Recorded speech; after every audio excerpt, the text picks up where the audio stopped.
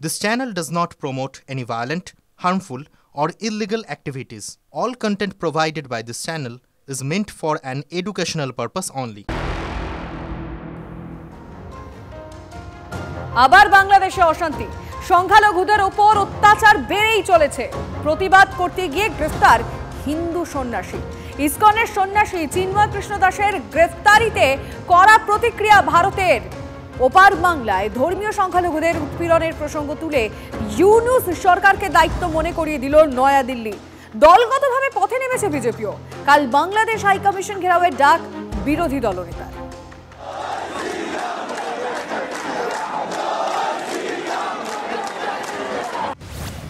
পদ্মার এপারে সংবিধান দিবস, ওপারে সবকিছু সংবিধান মেনে চলছে কি? বাংলাদেশে ইসকনের সন্ন্যাসী চিন্ময় কৃষ্ণ প্রভুর গ্রেফতারি ঘিরে ফের বড় হয়ে উঠল এই প্রশ্ন। ঘটনায় কড়া প্রতিক্রিয়া জানালো ভারত সরকার। প্রতিবাদের ঝড় উঠল এপার বাংলায়।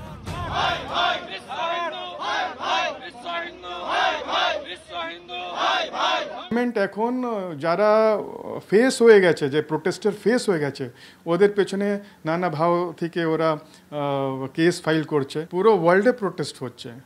বাংলাদেশে দেখলাম কি রাস্তায় যারা মাইনরিটিস ওরা নেমে রাত্রি বেলা ওরা মিছিল করেছে, শান্তিপূর্ণ মিছিল করেছে।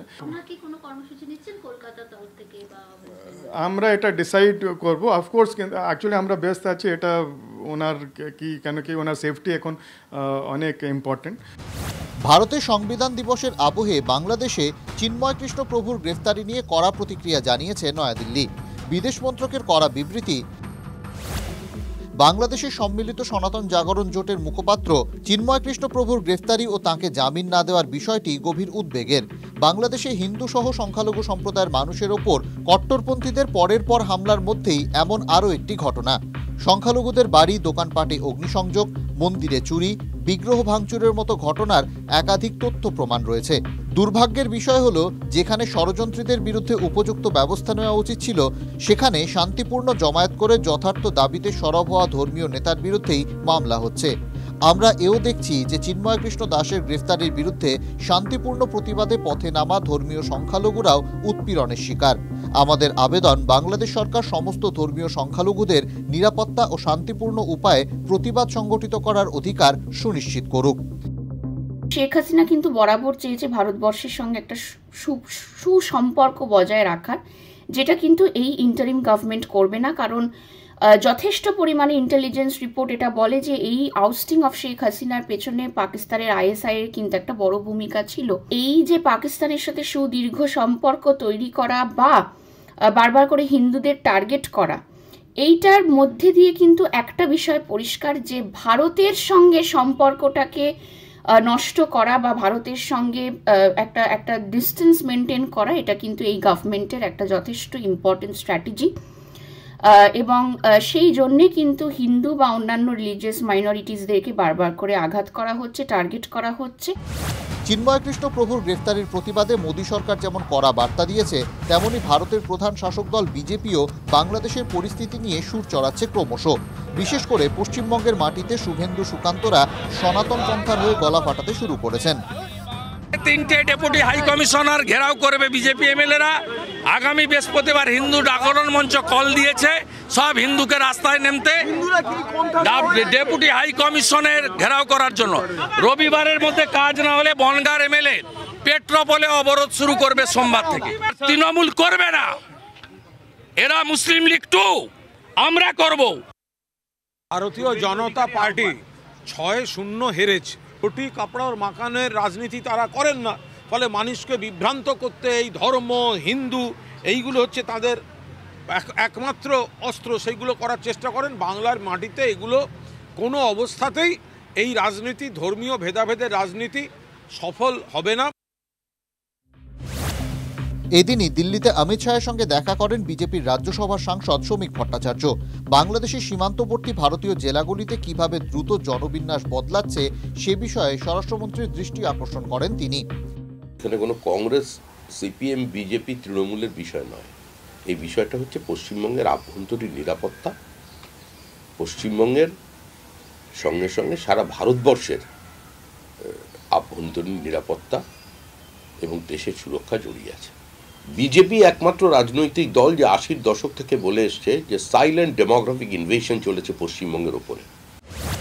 চলতি বছরের মার্চ মাস থেকে বাংলাদেশে দানা বেঁধেছে চাকরিতে বৈষম্য বিরোধী আন্দোলন, যার পরিণাম শেখ হাসিনার দেশত্যাগ এবং মোহাম্মদ ইউনূসের নেতৃত্বে অন্তর্বর্তীকালীন সরকারের ক্ষমতায় আসা। কিন্তু জামানা বদলের পরে বাংলাদেশে সংখ্যালঘু হিন্দু সম্প্রদায়ের ওপর লাগাতার অত্যাচার চলছে। নিখাদ ছাত্র আন্দোলন হিসেবে যা শুরু হয়েছিল তা এখন দিশাহীন, উচ্ছৃঙ্খল, একপেশে এক রাজনৈতিক ও সামাজিক পরিবেশের সৃষ্টি করেছে বলে অভিযোগ। তার বিরুদ্ধে প্রতিবাদের মুখ হয়ে ওঠেন চিন্ময় কৃষ্ণপ্রভু। হঠাৎ তার গ্রেফতারিতে প্রতিবাদের ঝড় উঠেছে দুই বাংলায়।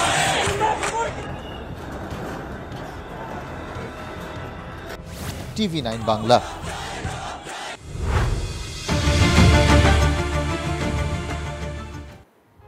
আন্তর্জাতিক অঙ্ক ছেড়ে এবার একটু ঘরে তাকানো যাক। তৃণমূলের ঘরে গতকালই জাতীয় কর্মসমিতির বৈঠক হয়েছে, তারপরই ফের জল্পনা শুরু। তৃণমূলে কি প্রবীণ ও মমতাপন্থীদের একাধিপত্য? আজ বিতর্ক বহুগুণ বাড়িয়ে দিয়েছেন কিন্তু তৃণমূল বিধায়ক হুমায়ুন কবির। বলেছেন অভিষেক বন্দ্যোপাধ্যায়কে কোণঠাসা করার চেষ্টা হচ্ছে। হুমায়ুনের নিশানায় দুই প্রবীণ, ফিরহাদ হাকিম, কল্যাণ বন্দ্যোপাধ্যায়। দল নিয়ে বাইরে মন্তব্য করার জন্য তৃণমূল কি ব্যবস্থা নেবে? আমি এই যে ১-১.৫ মাস কোন রাজনৈতিক কর্মসূচিতে আপনারা আমাকে দেখেননি, তার কারণ পর্যালোচনার কাজে আমি ব্যস্ত ছিলাম। আগামী ৩ মাসের মধ্যে এর ফল আপনারা দেখবেন। ৩ মাসের মধ্যে। ২১শে জুলাইয়ের পর ৪ মাস পার। অভিষেক বন্দ্যোপাধ্যায়ের হুঁশিয়ারির আজ এখনো তৃণমূলের কাউকেই পোহাতে হয়নি। দল, পঞ্চায়েত বা পুরো প্রশাসন, রদবদল হয়নি কোথাওই। উল্টে সোমবার জাতীয় কর্মসমিতির বৈঠকের পর দিল্লির মুখপাত্রের দায়িত্বে অভিষেক বন্দ্যোপাধ্যায়। তবে শুধু দিল্লি নিয়েই বলবেন অভিষেক? তিনি সর্বভারতীয় সাধারণ সম্পাদক, তিনি অন্য কিছু বিষয় নিয়ে কথা বলতে পারবেন না, এটা তো তা নয়। যেখানে যুক্তিযুক্ত মনে হবে সেখানে নিশ্চিতভাবে অভিষেক বন্দ্যোপাধ্যায় সেই বুদ্ধি রাখেন কোথায় কি বলবেন। চন্দ্রিমা ভট্টাচার্য বিতর্ক এড়ানোর চেষ্টা করলেও বোমা ফাটালেন ভরতপুরের তৃণমূল বিধায়ক হুমায়ুন কবির। মমতা বন্দ্যোপাধ্যায়কে ভাঙিয়ে যারা চলছে, সেটুকু অভিষেক বন্দ্যোপাধ্যায়েরই বা কেন সেখানে যোগ্যতা কোথায় নেই যে অভিষেক বন্দ্যোপাধ্যায়কে কেউ কোণঠাসা করবে, কোণঠাসা করার চেষ্টা করবে, আর সেটাকে আমরা মেনে নেব? আজকে কি এমন ঘটনা ঘটলো যে অভিষেক বন্দ্যোপাধ্যায়কে দমিয়ে রাখতে হবে, অভিষেক বন্দ্যোপাধ্যায়কে দাবি রাখতে হবে? কেন? কার স্বার্থে ঘা লাগছে? অভিষেক বন্দ্যোপাধ্যায়কে যারা মমতা বন্দ্যোপাধ্যায়ের সঙ্গে দূরত্ব তৈরি করার চেষ্টা করছে, তারা আগামী দিনে সাকসেস হবে না। অভিষেক কি কোণঠাসা? বিতর্কে ইন্ধন দলীয় বিধায়কেরই। শুধু তাই নয়, মমতা ঘনিষ্ঠ প্রবীণ নেতাকেও নিশানা করেছেন হুমায়ুন কবির। আমার জেলার দায়িত্ব আছে, তারাই তো সব করছে। মুর্শিদাবাদ জেলা তাকে থেকে তৃণমূল কংগ্রেসকে ভোট দেয় না। নাম করেননি হুমায়ুন, কিন্তু নিশানায় যিনি, তার নাম জানা কি খুব দুষ্কর? তৃণমূলের মুর্শিদাবাদ জেলা পর্যবেক্ষক কে? ফিরহাদ হাকিম। সপ্তাহখানেক আগে অভিষেককে উপমুখ্যমন্ত্রী ও ফুল টাইম পুলিশ মন্ত্রী করার দাবি তুলেছিলেন হুমায়ুন। তখন হুমায়ুনকে নাম না করেই নিশানা করেন Firhad. Mamata Banerjee is capable of doing everything. আমরা মমতা ব্যানার্জির ছবি লাগিয়ে জিতি। যারা বড় বড় কথা বলে না, তাদের বলবো যে মমতা ব্যানার্জির ছবিটা সরিয়ে দিয়ে একটা ইলেকশন জিতে দেখো। মঙ্গলবার মুর্শিদাবাদের দায়িত্বপ্রাপ্ত নেতাকে বারবার আক্রমণ করেছেন হুমায়ুন কবির। আমার স্ট্যান্ড ক্লিয়ার।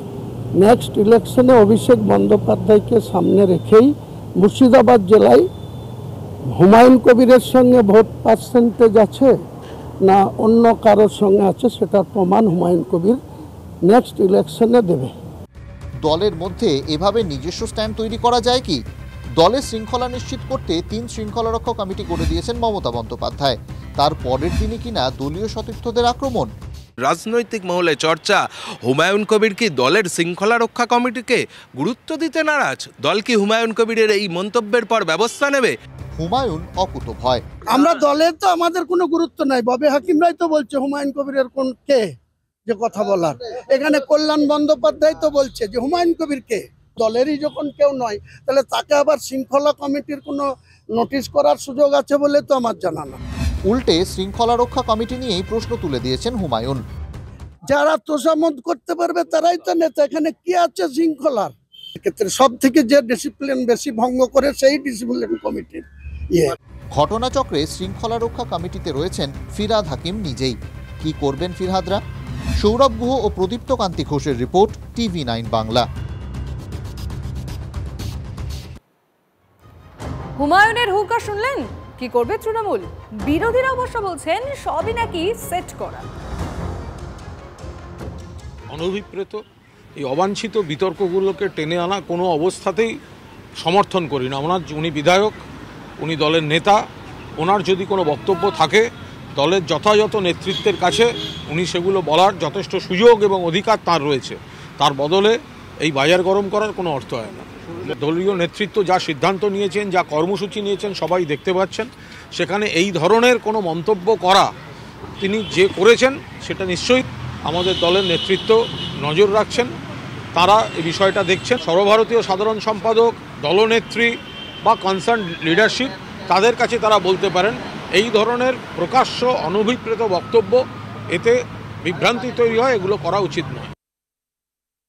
হুমায়ুন কবিরের মতো কিছু লোকজনকে সেট করা থাকে দুটো কাজে। এক হচ্ছে যে এই অভিষেককে মুখ্যমন্ত্রী করতে হবে, আনতে হবে ইত্যাদি কথা মিডিয়াকে খাইয়ে দিয়ে যাওয়ার, এবং আরেকটা যারা চেষ্টা করা হয়, যেটা গত মুর্শিদাবাদে নির্বাচনের সময় করা হয়েছে, মানুষ ভাগের রাজনীতি যেটা তৃণমূল এবং বিজেপি করে।